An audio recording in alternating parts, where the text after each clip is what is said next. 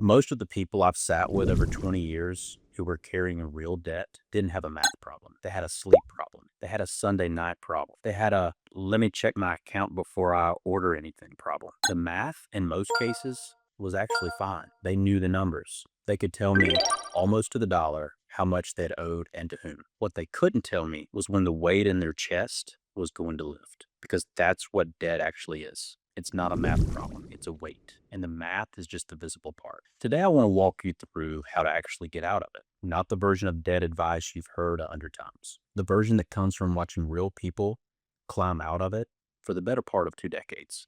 My name is Kyle Blackwell. I'm a certified financial planner. I've spent almost 2 decades sitting with families working through their money. And alongside that work, I started building something called Purpose Path, a financial stewardship program for young adults. This video is for the person carrying debt right now and feeling like they can't see the way out. I'll be honest with you, it's also for the person who's about to take on debt and is wondering if they should. By the end of this, you'll have a clear picture of what to do, and just as importantly, why.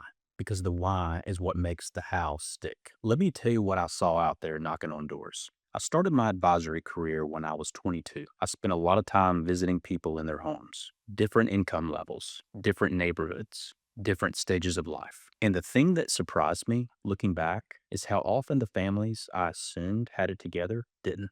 The big house, the luxury cars in the driveway, the country club membership, a lot of those people were quietly underwater. Negative net worth. Their high incomes were already spoken for before the deposit cleared, and they were tired. Not tired from work, tired from carrying something. That something was debt. Most of them didn't actually know how much they owed in total. They knew the monthly payment on the cars, the mortgage, maybe a credit card, but the full picture, the whole weight of it added up, was something a lot of them had stopped looking at because looking made it worse. That's what I mean when I say debt is a weight, not a number. Proverbs 22 says it more directly. The borrower is slave to the lender. I used to read that and think it was kind of dramatic. After 20 years, I think it's almost too gentle. Debt doesn't just take your money, it takes your peace. It takes your imagination about the future. It takes your ability to say yes to things, generosity, opportunity, risk, because every dollar you have is already promised to somebody else. So before we get into the how, I want you to hold that. What we're really doing when we pay off debt isn't making the math work. We're getting our peace back. We're getting our imagination back. We're getting the freedom to say yes to what God puts in front of us. That's the why. Now, I want to push back on something you've probably heard. You may have heard people talk about good debt and bad debt.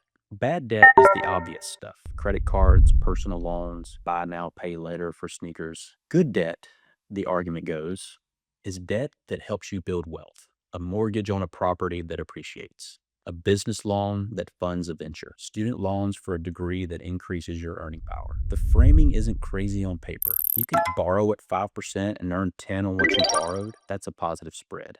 That's how a lot of wealth gets built in theory. But here's the part the framing leaves out. Warren Buffett has a line I think about a lot. He says, only when the tide goes out do you discover who's been swimming naked. When things are good, debt looks fine. When things turn, and they always turn at some point, that same debt becomes the thing that buries you. So my position, after 20 years of watching this work, is honest and consistent. The peace and the margin you get from being out of debt is worth more than almost any return you'd earn by staying in it. Sleep is an underrated asset. Margin is an underrated asset. Aim to have none, or very little at most. There's one practical exception I'll name, and that's a mortgage on a primary residence. For most young adults, the alternative to a mortgage isn't paying cash, it's renting. If you're going to own a home eventually, a sensibly structured mortgage is part of that. 15-year fixed if you can swing it, 20% down to avoid PMI. Don't buy more house than you can afford on 25% of take-home pay. That's wisdom around the one debt most of us will probably take on. Beyond that, my position is consistent. Aim for none. Let's say all that's coming a little late and you're already carrying debt. Most people watching this probably are. The average American outside of mortgages is carrying about $23,000 in debt. So you're not alone and you're not doomed. Here's how to start. First thing, stop trying to do it perfectly. Shame is a terrible motivator.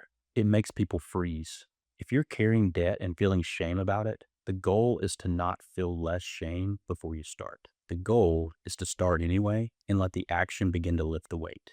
Second thing, Build a small emergency fund first.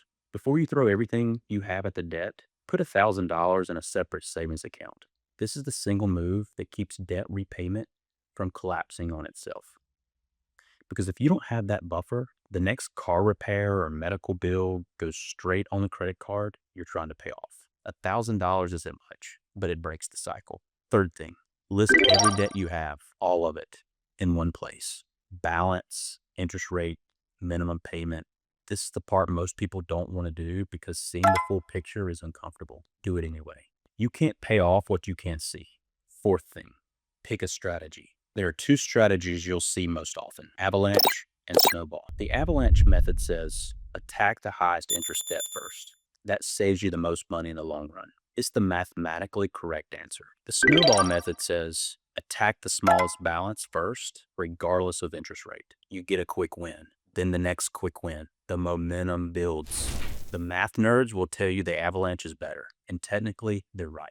If you ran a perfect simulation of two identical people, one doing avalanche and one doing snowball, the avalanche person would pay slightly less interest in total. But here's what 20 years of watching real people pay off real debt has taught me. The avalanche only wins if the person actually finishes. And in real life, most people don't finish a strategy that takes a long time before they see any progress. The snowball method gives you a win in the first month or two. That win does something to your brain. It tells you this works. I can do this. You keep going. You finish. That's why I lean towards snowball. Not because the math is better. The math isn't better. But money is emotional. And momentum beats math in real life. You're not running a hedge fund. You're not optimizing a spreadsheet. You're trying to change how you live. Pick the strategy that changes how you live. And for most people, that's snowball. If you're the rare person who can grind it out for 3 years to save $400 in interest, fine. Do avalanche. But know yourself. The best strategy is the one you actually finish. Here's something I rarely see talked about that makes a bigger difference than the snowball versus avalanche debate. Where you live, what you drive, and what you eat. Those three categories together usually account for more than half of an average household budget. Housing, transportation, food. I call them the big three. If you want to accelerate your debt payoff faster than any strategy will accelerate it, look at the big three first. A roommate or a smaller apartment can free up $400 a month. A reliable used car instead of a luxury leased can free up $600 a month. Cooking at home most nights instead of eating out can free up $300 to $500 a month. That's potentially $1,500 a month redirected at the debt without changing anything else about your life. Most debt payoff plans focus on cutting subscriptions and finding $50 here, $20 there. That's not bad, but the real money is in the big three. If you're serious about getting out, look there first. One last thing. While you're paying off debt, make a new debt rule. I mean it. No new credit cards. No new buy now, pay later. No new car loans. No financing the wedding or the vacation or the couch. Because if you're paying off old debt while taking on new debt, you're treading water. It's like bailing out a boat while drilling new holes in the bottom. The no new debt rule is non-negotiable until you're out. After you're out, you can decide for yourself what role debt should play in your life. But while you're climbing out, no new holes. So here's the short version. Debt is a weight, not a math problem. The peace and the margin you get from being out are worth more than almost any return you'd earn by staying in. If you're already carrying debt, you're not doomed. Build a small emergency fund first. List every debt in one place. Pick a strategy you'll actually finish, which for most people is the snowball. Look hard at the big three, and until you're out, no new debt. I wrote a book called Purpose in Every Paycheck that goes deeper into this. How to think about money as a whole, including debt, in a way that holds up under real life. Links in the description. Thanks for being here. I'll see you on the next one.